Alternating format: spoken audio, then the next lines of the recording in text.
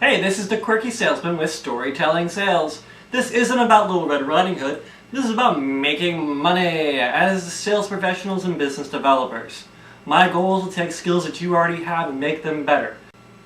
See, I believe there's a new way you can actually have a consultative conversation. So I want to ask you, can you tell a sales story? You're probably telling me that you already understand how to ask good questions. You know, the open-ended type. But what I'm going to tell you now is there's more than just open-ended questions. You actually have to know what answers you expect. You can do that by learning more about your customers and understanding what kind of things they need and want. In storytelling, let's knock out the use of the word asking questions and call it, boom, character development. Yeah, that's right. See, as professional business developers and salespeople, our job is to ask questions to help us better understand the client and customer. Well, that sounds like character development to me from a storyline perspective. And we have to acknowledge that this is an important part of sales, but it's not everything. There's definitely more to it. Let's see if I can... Oh, there it is. Came up with this, the quirky curve. At the center of that curve is character development. I acknowledge this is very core, but there is more. There are 4 other pieces of the conversation that need to be recognized and dealt with in order to create the most compelling sales environment. The best way to take control of the conversation is to have one heck of a hook. Yeah, that's right, the hook. It's the "Call Me Ishmael" of Moby Dick. It's that memorable first line that everyone thinks back to and remembers as being great and a reason for reading the book or the reason for watching a movie. Remember, you never get a second chance to make a first impression. Make your first impression strong with your hook. Make it a big, juicy, meaty hook. And really dig it in there by saying the most damn compelling thing you know how to say at that moment to that customer. Because you need to say the most compelling thing. But how do you consistently do it with all these different customers that you have to deal with? Well, the way you do it is you define the hook as your reason. The reason why you're communicating with that customer. The reason why they're taking time out of their day to speak with you. The hook is where you reach a very high level of interest very quickly in a conversation because you've said something very compelling, remember? But now you actually have to go ahead and set up the storyline that you're trying to tell your customer. You know, the story of how you help them.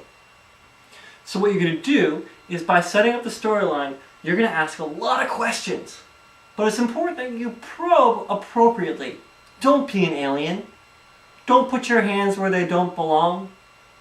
I mean, honestly, if you call me up on the phone and you ask me my social security number within the first 2 minutes, I'm going to hang up on you and never talk to you again. Know your limits. Because what you're doing in the setup period is you're replacing the lost interest in the product that you gained during the hook with a compelling interest in the person you're trying to do business with. This is where empathy comes into play. What you're also going to do is you're going to take a lot of opportunity to reflect, share, and clarify your thoughts on what you're being presented by your client or customer. See, during this process of setting up the story, you're going to ask 2 types of questions. The who questions and the what questions. To simplify it even further, let's talk about the 4 big ones that you want to figure out. They're based on you and them. Who are you? Who are they? What do they do? And, well, let's eliminate that last one. It's not what you do. It's what they think you do. Remember, the impression you leave upon the person doesn't always represent what you do for a living. People can have some pretty crazy ideas if you don't communicate what you do well. So make sure that you force them to share and clarify their perception of what you do. See, you've set up the storyline. Sure, it's a bottom point in the interest, but you set the bedrock to move forward. We don't have to continue to dwell here at the beginning of the conversation. We can begin to move forward towards your goal by focusing in on the plot. The plot is how you get from place to place. This is very important in a story. I'm sure you and I have both got out of a movie complaining about the movie having a plot. And if there's nothing interesting going on, I'm going to stop listening or I'm going to move on. So to create our plot, we're going to investigate the opportunities to create business. We're going to do that by connecting what we know about who and what, and finding ways that we can bridge the business barriers.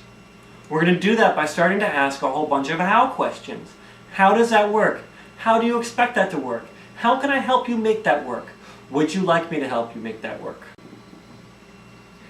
All of this is going to lead us to the big question.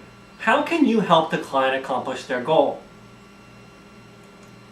Since we're asking the big question, we definitely have created the plot that we've been talking about.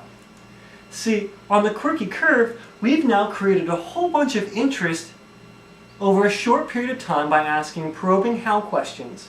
And all that's going to do is, when you ask a big question, something else has to happen afterwards. And that's the big answer. What makes the big answer unique is that we recognize all questions and answers involve you and I making decisions about what we want to ask, how we want to ask it, how we want to answer it, so on and so forth. But what's unique about the big answer is that it creates an actionable event that both sides find beneficial. Yeah, that's right. You and your customer have agreed how you can help them. They're reaching the pinnacle of the conversation. This is the highest point of interest that the customer is going to have in your product or service. As you can see here, you're not done with the conversation yet, but you have reached the highest level of interest. See, in this process, you now have a challenge ahead of you. First off, be quirky. You don't have to exactly be quirky. You can be glib or happy or excited, but just be some type of positive emotion and let it know so people can begin to set some expectations of your character. Be compelling. Find ways to make yourself interesting to your customer. We've given you a really good tool here in the storytelling method, so use it. And when you get to the end of your story, be ready to take action.